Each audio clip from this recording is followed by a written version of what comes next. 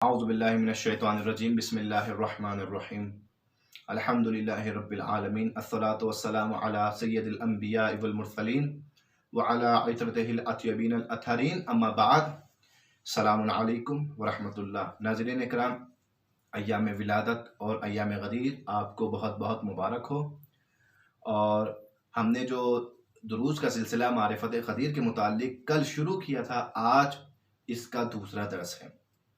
हमने कल पहली अक्ली दलील पेश की थी कि जिसमें फ़कत अक्ल को मेयार बनाकर हम साबित कर सकते हैं कि मौलाए कायनात खलीफाए रसूल हैं, वो भी बिला फसल। खलीफाए रसूल हैं, वो भी बिला फसल, जानशीन रसूल हैं। और हमने आपकी खिदमत में जो दलील कल पेश की थी वो आपके अज़हान आलिया में महफूज होगी। आज आपकी खिदमत में दूसरी दलील पेश करते हैं कि जिस दलील का नाम है तक़द्दुम अफजल बर मफजूल। ये वो एक दलील है कि जिसको पेश किया जा सकता है मौलाए कायनात की खिलाफत और विलायत के लिए, मौलाए कायनात की जानशीनी के लिए। यानी अफजल बर मफजूल मुकद्दम है। अफजल यानी वो कि जो फजीलतों में सबसे बढ़कर है, मफजूल वो कि जो फजीलतों में कमतर है। जो फजीलतों में सबसे बढ़कर है वो बकिया जितने भी कमतर हैं उन सब पर अफजल है, फजीलत रखता है, और उसका हक ज्यादा है कि जानशीन रसूल खुदा बने। उसका हक ज्यादा है कि खलीफा बिला फसल बने। अफजल बहुत से मेयार अफजलियत के हो सकते हैं। आप कहें कि किस चीज में अफजल है, चले बाद रसूल देखते हैं और किसी अफजल को तलाश करते हैं, कोई ऐसा कि जो अफजल हो बाद रसूल खुदा। आपको किस मेयार पर अफजल की तलाश है? हो सकता है कोई कहे सबसे ज्यादा बड़ा मेयार है इल्म, आप इल्म में अफजल दिखाइए, तो हम कहेंगे कि इल्म के मैदान में, इल्म की फील्ड में अली से बढ़कर रसूल के बाद आपको कोई दूसरा मिल नहीं सकता। आया वो ज्यादा बड़ा आलिम है रसूल के बाद के जो कहे सलूनी सलूनी, जो पूछना है मुझसे पूछ लो, मैं जमीन के रास्तों से ज्यादा आसमान के रास्तों के बारे में जानता हूं। आया वो ज्यादा बड़ा आलिम है कि जो दावा करे कि जो मुझसे पूछना हो पूछ लो इससे पहले कि मैं चला जाऊं? वो ज्यादा बड़ा आलिम है कि जो नहजुल बलागा जैसी किताब जिसकी फसाहत और बलागत की मिसालें आज तक जमाना दे रहा है, उसका मालिक और उसका खालिक हो? उससे बड़ा आलिम कौन होगा? या फिर वो आलिम ज्यादा होंगे कि जिन्होंने जब कोई सख्त मसला पेश आया तो अली के दरवाजे की तरफ रुख किया और कहा कि अली, हम इस मसले को हल करने की ताकत और वसअत नहीं रखते, हमारे पास इतना इल्म नहीं है कि हम इस मसले को हल करें। आप आए और हमारी मदद करें तो ये मसला हल होगा, अगर आप नहीं आएंगे तो हम भी कुछ नहीं कर सकते।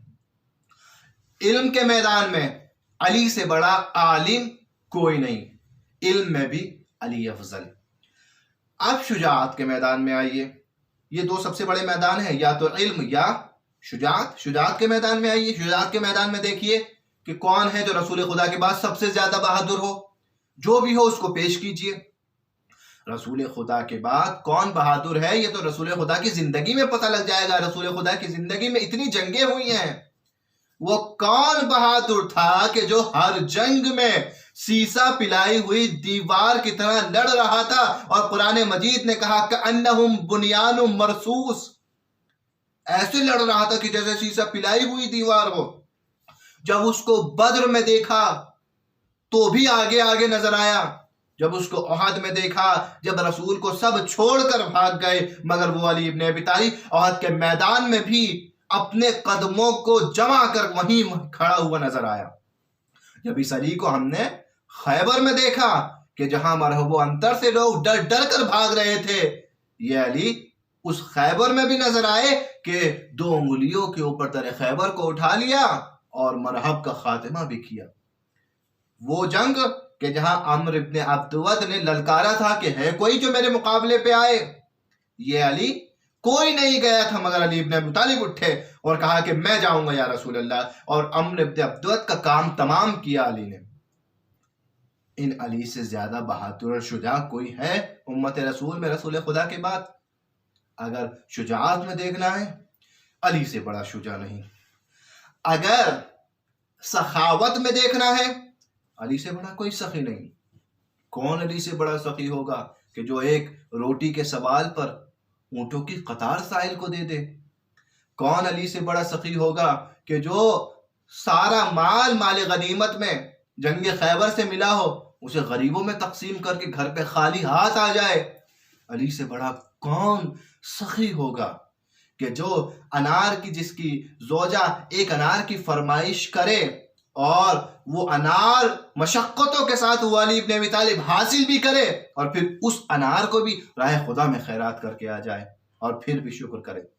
اس علی سے بڑا سخی کائنات میں رسول کے بعد اگر کوئی مل جائے تو دکھائے. نہ علی سے بڑا عالم کوئی ملے گا، نہ علی سے بڑا شجاع کوئی ملے گا، نہ علی سے بڑا سخی کوئی ملے گا. اور جتنے معیار ہیں آپ لے کے آئیے.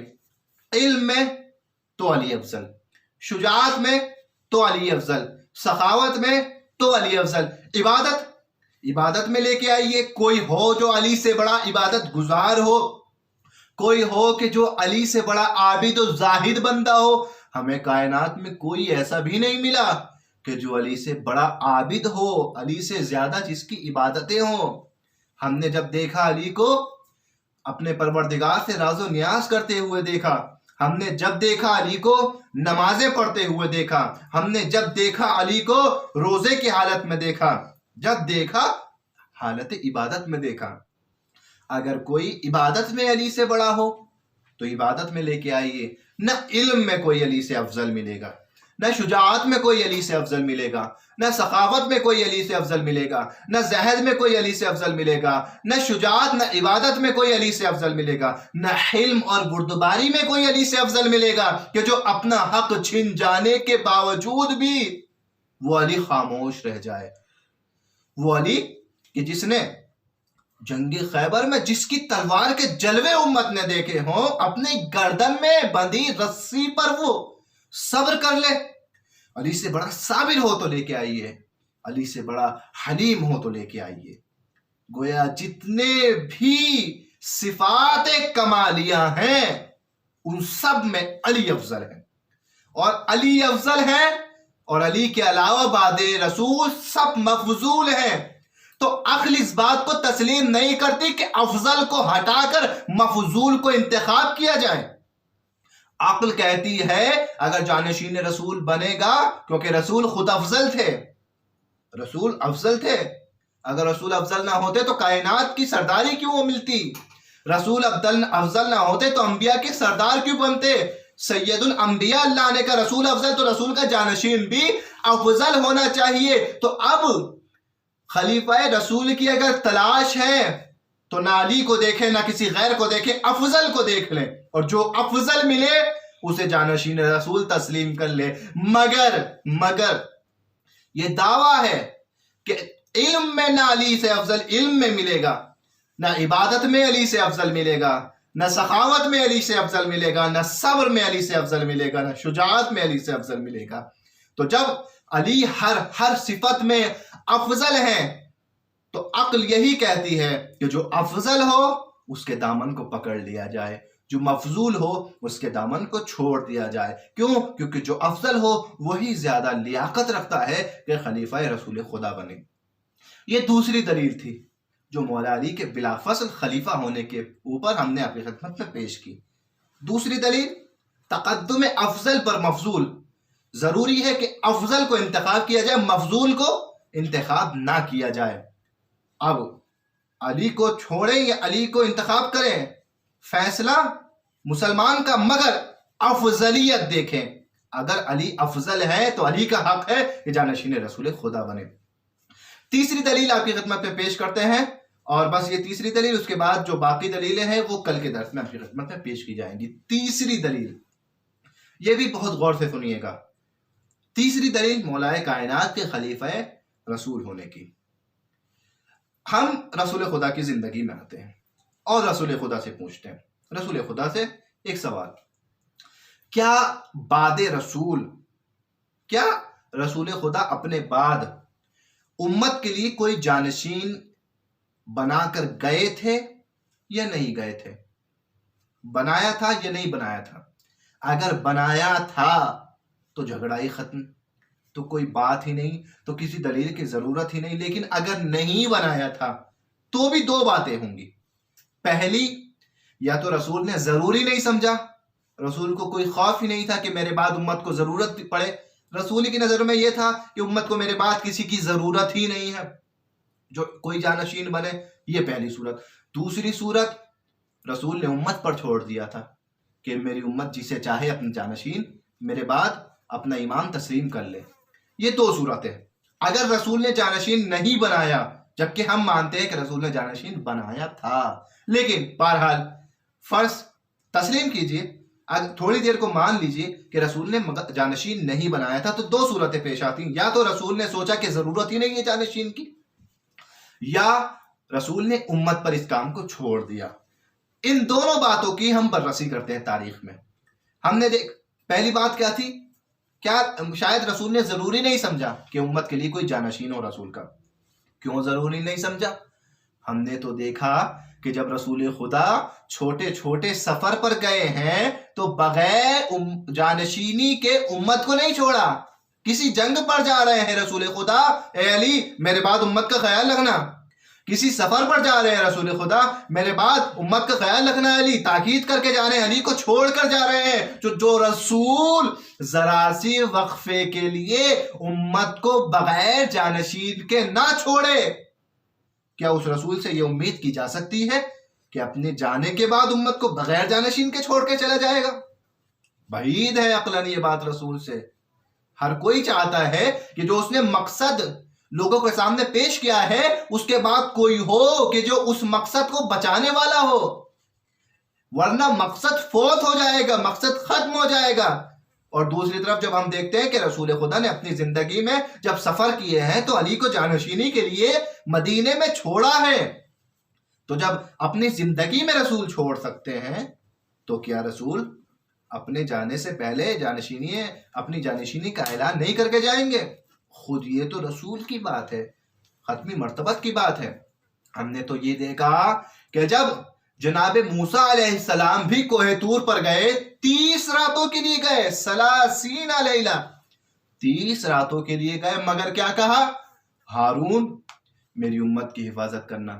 کیوں اے موسیٰ تم نبی ہو، کیوں ہارون کو چھوڑ کے جا رہے ہو؟ کہا نہیں، میں جا رہا ہوں اللہ کی بارگاہ میں راز و نیاز کے لیے، مگر امت بے امام نہ ہو پائے، امت جو ہے بے امام نہ ہو جائے، امت کے اوپر کوئی ہو کہ جو میرا جانشین ہو، امت کو تذکر کرتا رہے۔ موسیٰ ہارون کو چھوڑ کے گئے، تو جب موسیٰ کوہ طور پر جا سکتے ہیں، ہارون کو جانشین بنا سکتے ہیں، تو اسی طریقے سے عقل اس بات کو کہتی ہے کہ اگر رسول اس دنیا سے جا رہے ہیں، جانے سے پہلے ضروری ہے کہ رسول اپنا جانشین بنا کر جائیں گے۔ لہٰذا یہ تیسری دلیل ہے کہ ثابت کرتی ہے کہ مولا علی جانشین رسول ہیں، ورنہ اگر رسول خدا اپنی زندگی میں کسی کو جانشین بنا کے نہ جائیں تو خطرہ ہے کس بات کا کہ مقصد رسول فوت ہو جائے گا۔ اور اصلاً رسول خدا سے اس بات کی امید نہیں کی جا سکتی کہ رسول اس دنیا سے چلے جائیں اور اپنے بعد کسی ذمہ دار کو امت کے لیے چھوڑ کر نہ جائیں اور اتنے اہم مسئلے کو امت پر چھوڑ دیں کہ جسے چاہے جانشین بنا لے۔ لہٰذا یہ 3 دلیلیں آپ کی خدمت میں پیش کی گئی کہ ان 3 دلیلوں سے عقلی طور پر ثابت کیا جا سکتا ہے کہ مولا کائنات حضرت علی جانشین بلا فضل ہیں رسول خدا کے لیے۔ باقی دلیل بھی آپ کی خدمت میں انشاءاللہ اگلے دروس میں پیش کی جائیں گی۔ والسلام علیکم ورحمۃ اللہ وبرکاتہ۔